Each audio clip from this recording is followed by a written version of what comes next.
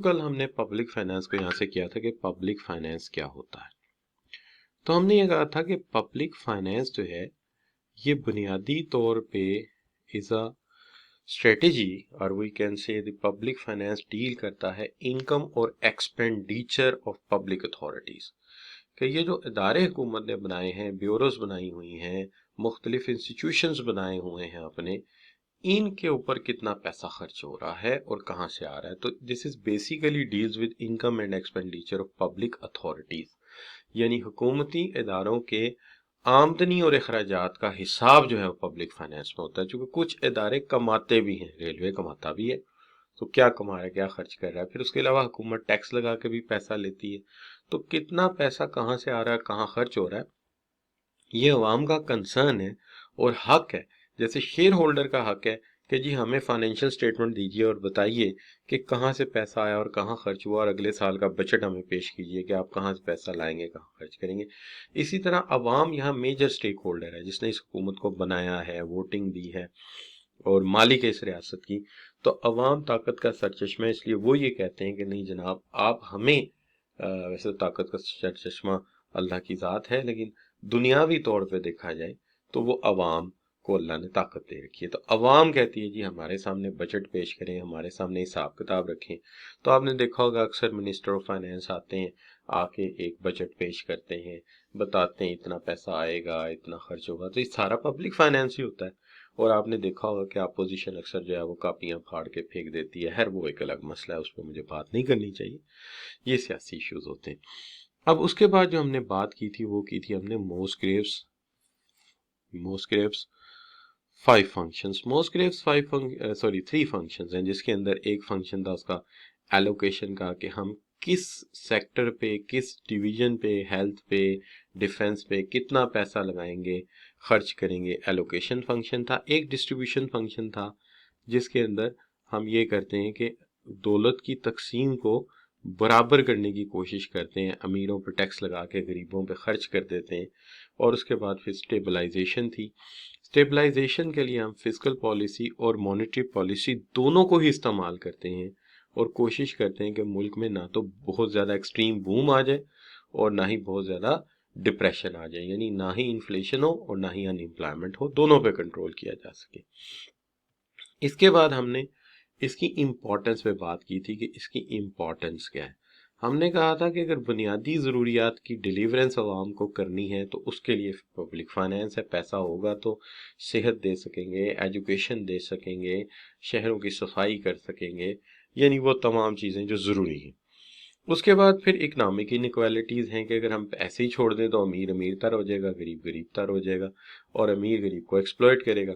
लिहाजा हम उन पर कोई टैक्स पॉलिसी लगा के अमीरों पर टैक्स लगाते हैं, उसे गरीबों पे खर्च करते हैं। ठीक है जी। उसके अलावा फिर ये है कि हम टैक्स उन चीज़ों पे लगाते हैं जिनको हम मना करना चाहते हैं। टोबैको पे लगाते हैं, अल्कोहल पे लगाते हैं, ताकि ये लोग ना खाएं, ये इस्तेमाल ना करें। और फिर हमारी प्लानिंग भी करनी होती है कि अगले 5 साल में हमने कितनी सड़कें बनानी हैं, कितने डैम्स बनाने हैं। इसलिए पब्लिक फाइनेंस की बड़ी अहमियत है। बिल्कुल आखिर में जाके हमने एक मुआजना किया था कि पब्लिक फाइनेंस और प्राइवेट फाइनेंस में फ़र्क क्या है। तो हमने कहा था पब्लिक फाइनेंस जो है वो पब्लिश्ड होता है और प्राइवेट फाइनेंस जो है वो पब्लिश नहीं होता, ये कॉन्फिडेंशियल इशू होता है। फिर हमने कहा था कि पब्लिक फाइनेंस जो है अखराजात पहले करने के बारे में सोचता है और फिर सोचता है इनकम कहाँ से लाएंगे।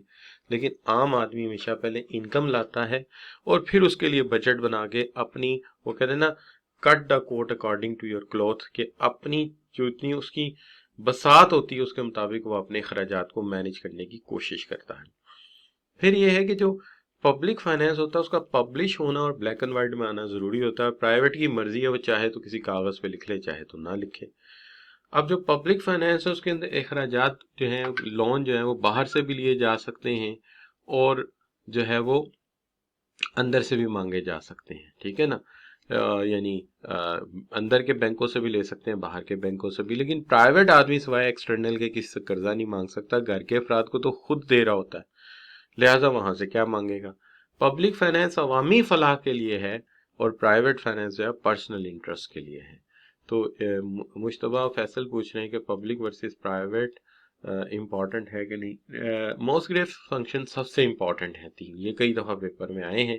इम्पोर्टेंस बंदे को उसी के अंदर अगर एक दो अल्फाज ऐड कर दें तो इम्पोर्टेंस में वही लफ्ज़ वही सारे हेडिंग आ सकते हैं। यानी ये और ये कोई इतना ज़्यादा फ़र्क नहीं आपको पड़ेगा, वो इम्पोर्टेंस में भी आ जाते हैं। लेकिन जो ये आपने पूछा है ये अभी तक पेपर में नहीं आया, लेकिन किताब में लिखा था, इसलिए मैंने कहा कि मैं करा देता हूँ। बल्कि किताब में बहुत ज़्यादा लंबा लिखा था, मैंने इसे छोटे से टेबल में कवर कर दिया था ताकि आपका टाइम बचा सकूँ। चूंकि ज़ाहिर बात है एक पेपर में चीज़ नहीं आती तो हमें ये होता है कि बच्चे को पढ़ा ज़रूर दें ताकि हंगामी तौर पे अगर पूछी जाए तो कुछ याद करके लिख ले, क्योंकि इतनी मुश्किल चीज़ तो है नहीं, एक दो दफ़ा पढ़ी हो या सिर्फ जहन में रोशनास करा दी जाए तो काफ़ी है। अच्छा, अब एक बहुत बड़ा इशू रेज होता है कि क्यों आज के दौर में जो है ये पब्लिक फाइनेंस या पब्लिक एक्सपेंडिचर इंक्रीज हो रहे हैं। Causes of increase in public expenditure, ये बहुत बड़ा कंसर्न है लोगों का। इंक्रीज ऑफ पब्लिक एक्सपेंडिचर के हुकूमती अखराजात डे बाय डे बढ़ते जा रहे हैं। इसकी क्या वजह है? चूंकि जाहिर है ये पैसे सारे टैक्स से कवर होते हैं तो आवाम का इसमें सीरियस कंसर्न है कि पैसा कहाँ जा रहा है, तो क्यों ये अखराजात बढ़ रहे हैं। तो अखबारात के अंदर बाकी चीज़ों के अंदर बहुत ज़्यादा इस पर तनकीद होती है। ठीक है जी, तो ये एक अहम इशू है। तो इसके ऊपर अक्सर बात जो है वो लोग करते हैं कि जी आखिर क्या वजह है कि आज के दौर में जो है ये इतने ज़्यादा अखराजात जो हैं वो उठ जाते हैं इस चीज़ के ऊपर। अच्छा, तो ये एक ऑब्वियसली रीज़न तो है और इस पर बात भी लोग करते हैं, तो सुननी चाहिए कि आजकल क्यों इनॉर्मसली ये इंक्रीज हो रहे हैं और इसकी क्या वजह है। उसके अलावा फिर ये भी बात है कि ये भी देखना पड़ता है कि डेवलप कंट्रीज में तो है ही है, डेवलपिंग कंट्रीज में जो है डेवलपिंग कंट्रीज में पब्लिक एक्सपेंडिचर जो है वो कितने इम्पोर्टेंट है, पब्लिक एक्सपेंडिचर कितने इम्पोर्टेंट है। तो public expenditure in developing countries जो है उसके ऊपर भी, developing country and public expenditure, तो इस पे भी हमें थोड़ा सा देखना पड़ेगा कि हम इसको किस तरह से डील करते हैं। ठीक है जी, तो अब एक तो इशू ये आ गया। अब आखिरी चीज जो है वो है डेफिसिट फाइनेंस। डेफिसिट फाइनेंस के ऊपर भी आज थोड़ी सी बात कर लेते हैं ताकि ये टॉपिक वैसे पेपर में एड्रेस एक आध बार हुआ था पुराने पेपर में, नए पेपर में मैंने नहीं देखा इसका सवाल, लेकिन फिर भी इसको एक दफा जरा देख लेते हैं। इसका जो हमारा बेसिक टॉपिक है हमें उसका आगाज यहाँ से करना चाहिए।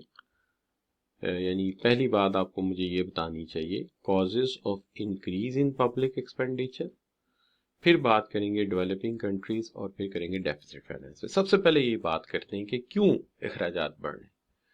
देखिए, एक तो बात यह है कि आज के दौर में रियासत को वेलफेयर स्टेट बनाने में लोग इंटरेस्टेड हैं, या एक आइडियालॉजी चल पड़ी है कि रियासत एक वेलफेयर स्टेट है, सबकी माँ है, इसलिए उसकी रिस्पॉन्सिबिलिटी है कि शहरियों को तमाम सहूलियात दे, हेल्थ प्रोवाइड करे, फूड शॉर्टेज ना होने दे। अब जाहिर बात है हेल्थ देने के लिए, फूड शॉर्टेज से बचाने के लिए पैसा चाहिए, इसलिए अखराजात बढ़ रहे हैं। दूसरी चीज़ ये है कि आप मुझे ये बताइए कि जिन मुल्कों की आबादी बढ़ रही है, आबादी के बढ़ने से रियासत के अखराजात बढ़ेंगे या कम होंगे? जी शाबाश। तो आपकी क्या राय है इसके अंदर कि जब आप पॉपुलेशन बढ़ेगी तो क्या गवर्नमेंट के अखराजात कम होंगे या ज़्यादा होंगे? तो सब बच्चे यही कहेंगे कि सर ज़्यादा होंगे। आमना कह रही है, मोहम्मद अली कह रहे हैं, मोहम्मद हमज़ा कह रहे हैं, ठीक है जी, अयूब राना कह रहे हैं कि सर ज़्यादा होंगे, मोहम्मद हमज़ा कह रहे हैं। तो बात यह है क्यों ज़्यादा होंगे भाई? इसलिए ज़्यादा होंगे कि जब आबादी बढ़ेगी तो नए टाउन्स बनाने पड़ेंगे, नई हाउसिंग प्लानिंग करनी पड़ेगी, हाउसिंग सोसाइटीज़ बनानी पड़ेंगी, सीवरेज का निज़ाम देना पड़ेगा, पानी का निज़ाम देना पड़ेगा, हेल्थ फैसिलिटीज़ को एक्सटेंड करना पड़ेगा, एजुकेशन फैसिलिटीज़ को एक्सटेंड करना पड़ेगा, अलगर्ज के इंफ्रास्ट्रक्चर बनाना पड़ेगा। तो इसका ये भी एक मसला है कि आबादी बढ़ रही है भाई, तो फिर इन सब लोगों को अकोमोडेट तो करना है। तो एक तो वेलफेयर स्टेट है जी, सबको सेहत भी दो, एजुकेशन भी दो, पीने का साफ पानी भी दो, साथ मेट्रो भी मांगते हैं, साथ हो रही ट्रेन भी मांगते हैं, तो अखराजात तो बढ़ेंगे। ठीक है जी। अच्छा, दूसरी तरफ अगर आप देखें तो ये भी बात है कि अगर आप कहें कि नहीं ऑरेंज ट्रेन ना बनाए, मेट्रो ना बनाए, इसमें नुकसान है, खर्चा है। मेरे भाई बात ये है, अगर आप नहीं बनाएंगे तो एक आदमी सूट पहन के बैठा है, बेहतरीन जूते पहन के बैठा है, आप बीच में धोती बांध के तो नहीं बैठ सकते या लुंगी पहन के तो नहीं बैठ सकते। तो भाई भाई बॉम्बे में बन गई, दिल्ली में बन गई ऑरेंज, वहाँ भी जो है ट्राम सिस्टम आ गया। उसके बाद इंडिया के कई शहरों में आ गया, उधर बीजिंग में आ गया, चाइना में आ गया, ईरान ने बना लिया। तो क्या आप लोग ऐसे खोते रेड़े पे जाएंगे? तो ऐसे अहमक लोग हैं कि कहते हैं कि ये पब्लिक प्रोजेक्ट्स हैं, इन पे इतना नुकसान हो रहा है। और भाई पब्लिक प्रोजेक्ट पब्लिक के लिए होते हैं, ये जो टैक्स आता है ये पब्लिक का होता है, पब्लिक पे खर्च होना और पुफो पे खर्च होना है। तो ये प्रोजेक्ट पे सारी रियासतें पैसा खर्च करती हैं, किसी का रेलवे का सिस्टम मुनाफे में नहीं होता। लिहाजा बहरहाल इस बात को हम छोड़ते हैं। तो बात ये, आबादी बढ़ेगी तो वेलफेयर भी देना पड़ेगा और आपको उनको सहूलियात भी देनी पड़ेंगी, तो एक्सपेंस बढ़ेंगे। अब मसला ये है कि अगर कौम को टेक्नोलॉजिकली बैकवर्ड चली जाती है तो फिर तो दुश्मन काबिज हो जाएंगे। आप याद कीजिए 1857 में हम अंग्रेज से क्यों आ रहे थे? वे सीधी बात है, अंग्रेज के पास लेटेस्ट वेपन था उस दौर का। उनके पास जो है कम से कम स्टेन गन नहीं तो अच्छी गन्स थी, छोटी स्मार्ट गन्स थी, जिनसे वो हमारे साथ लड़ रहे थे, ट्रेंड भी थे उनके सिपाही। और हमारे पास वही पुराना नारा था कि तलवार से हम मार देंगे और पता नहीं क्या कर देंगे, और नतीजा ये कि वो हमारे पास भी बंदूकें थी मुगलों की, लेकिन वो मुगलों की बंदूकें कैसी थी कि 3 बंदे एक बंदूक को उठाते थे। वो अगर निशाना सही होता था तो वो टारगेट से हिला देता था अगला बंदा, और अगर टारगेट पे रखते थे तो ट्रिगर दबाना भूल जाता था, उतनी देर में गोरा आके लम्हा पा लेता था बंदे को। तो मुझे याद है वो जब जंग हो रही थी मैं वहीं खड़ा था। तो आप ये कह सकते हैं कि अगर आज भी हम जो है टेक्नोलॉजी पे तवज्जो नहीं देंगे तो हम पीछे रह जाएंगे और फिर हम मगलूब हो जाएंगे। लिहाजा ये भी बड़ा ज़रूरी है कि टेक्नोलॉजी डेवलपमेंट किया जाए, एजुकेशन दी जाए, टेक्निक सिखाई जाए, इसके लिए भी पैसा चाहिए। उसके बाद आप देखिए कि expansion in social sector. Social sector से मुराद ये है कि हमें एक्सपेंशन करना है एजुकेशन को, हेल्थ को और अपने वेलफेयर सिस्टम को। तो वेलफेयर सिस्टम भी पैसों से बनता है, इसलिए भी हमारे एक्सपेंस बढ़ रहे हैं।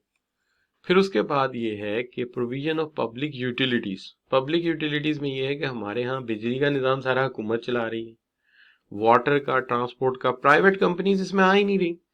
तो यूटिलिटीज तो प्रोवाइड करना, और हमारे यहाँ एक ये भी बात है कि मिक्स्ड इकोनॉमी में ये लिख दिया जाता है कि जी बेसिक नीड प्रोवाइड करना हुकूमत की जिम्मेदारी है। तो बिजली भी प्रोवाइड करें, ट्रांसपोर्ट भी प्रोवाइड करें। इसलिए आपने देखा होगा मिनिस्टर की एक लंबी टीम बनानी पड़ती है, वो इसलिए बनानी पड़ती है कि आपने हर काम तो हुकूमत के जिम्मे लगाया हुआ, तो इसके भी खर्चे आएंगे। अब ये है political and social factors. Political and social factors ये हैं कि देखिए एक रियासत है, उसको दूसरी रियासतों से अच्छे ताल्लुकात चाहिए होते हैं, ठीक है जी। जाहिर है एक फॉरेन पॉलिसी है, उसके लिए दूसरे मुल्कों में अपने नुमाइंदे भेजने पड़ते हैं, बात करनी पड़ती है। तो ये सारी चीज़ें मुफ्त थोड़ी हैं। जाहिर है जहाज ने तो पैसे लेने ही लेने हैं अपने, है ना जी। और इसी तरह जो है हमारा आप कह सकते हैं कि सोशल फैक्टर्स हैं वो भी साथ आ जाते हैं। इस तरह हमारे अखराजात जो है एक्सटेंसिवली बढ़ जाते हैं। तो ये वो वजूहात हैं जिसकी वजह से हम जो है वो इस तरह के अखराजात करने पर मजबूर होते हैं। लेकिन अगर आप चाहें तो इसके अंदर नेशनल डिफेंस को भी ऐड कर सकते हैं कि हमारे इर्द गिर्द बहुत ज़्यादा दुश्मन है, तो हमें अपने दिफा के लिए भी पैसा लगाना पड़ता है। अगर देखें तो हमारा तो डिफेंस का बजट जो है बहुत ज़्यादा करना पड़ता है, चूँकि हर वक्त तो कश्मीर के बॉर्डर पे फायरिंग करता रहता है हमारा दुश्मन बैठ के। फिर उसके बाद हमारी ख्वाहिश ये भी होती है कि इकोनॉमिक डेवलपमेंट भी हो। अब आप जानते हैं कि इकोनॉमिक डेवलपमेंट के लिए डैम बनाने पड़ेंगे, डैम मुफ्त थोड़ी बनते हैं। उसके लिए तो हम सारे चंदा भी इकट्ठा कर लें तो इतना पैसे होंगे कि बाहर शायद बगीचा बना लें, कोई उसकी घास घूस लगा लें, बाहर की दीवार को प्लास्टर कर लें। ये इतने महंगे प्रोजेक्ट होते हैं, इनकी फिजिबिलिटी थी कितने बिलियन डॉलर्स में बना के देते हैं लोग। फिर हर डैम की अपनी इक्विपमेंट बनाना पड़ता है, स्पेसिफिक डिज़ाइन करवाना पड़ता है उसका टरबाइन। ये इस तरह से नहीं है कि जनाब जैसे हमारा वाटर पंप है वो 3-4 तरह का होता है, उसमें से कोई एक आपको सूट करता है ले जाएं। ये तो बाकायदा डिज़ाइन करना पड़ता है टरबाइन, उसमें लाखों करोड़ों रुपए इंजीनियरिंग कंपनीज मांगती। तो ये भी एक चीज़ है। फिर हम कहते हैं कि जी हमें सब्सिडीज़ भी चाहिए, सब्सिडीज़ भी दें, यानी खाद वाद हमें सस्ती दें, तो ये भी है। तो आप चाहें तो आप ये पॉइंट भी इसके अंदर ऐड कर सकते हैं। मैंने लिख दिए हैं, लेकिन इसके अंदर प्लीज़ कमेंट्स अपने पास से लिखें, क्योंकि हर चीज़ अगर आप कहेंगे नहीं जी सेंटेंस वही याद करें जो मैं लिखूं या किताब से, तो फिर पेपर हल करना मुश्किल हो जाएगा। थोड़ी लैंग्वेज स्किल अपनी इस्तेमाल कर लीजिए। अब रही बात ये कि इसकी ये जो शोर शराबा है, इसका जिक्र एग्जामिनर ने भी किया है कि in the recent time public expenditure has increase enormously, briefly describe 4 principal causes. तो वो 4 मांगता है, इसलिए मैंने अपने नोट्स में जो है वो 5 या 6 रख ली थी कि यार इतनी को काफ़ी है, लेकिन कुछ मैंने वैसे आपके जहन में बिठा दी कि नेशनल डिफेंस का मामला, इकोनॉमिक डेवलपमेंट का है, सब्सिडीज़ का है कि अगर कोई एक आध निकल जाए तो रिप्लेस हो जाएगी, और इसके लिए उसने 6 मार्क्स दिए। तो 6 मार्क्स का मतलब यही है कि एक हेडिंग हो जाए, 1.5 फॉर ईच है, तो 1-2 लाइनें उसके नीचे आ जाए, फिर एक हेडिंग हो जाए, फिर उसके नीचे 1-2 लाइनें आ जाए। इसलिए मैंने नोट्स में मुनासिब डिटेल दिया। हो सकता है कि आपके साथ इसमें थोड़ा कम लिखा है, इसलिए कम लिखा है कि पेपर को आप मैनेज कर लें। ठीक है जी। अच्छा, तो ये हो गया जी आपका ये सवाल। अब जहां तक आपका इशू बनता है कि role of public expenditure in developing countries, तो डेवलपिंग कंट्रीज के हवाले से कोई इतना बड़ा इशू नहीं बनता कि हम कहें जी इस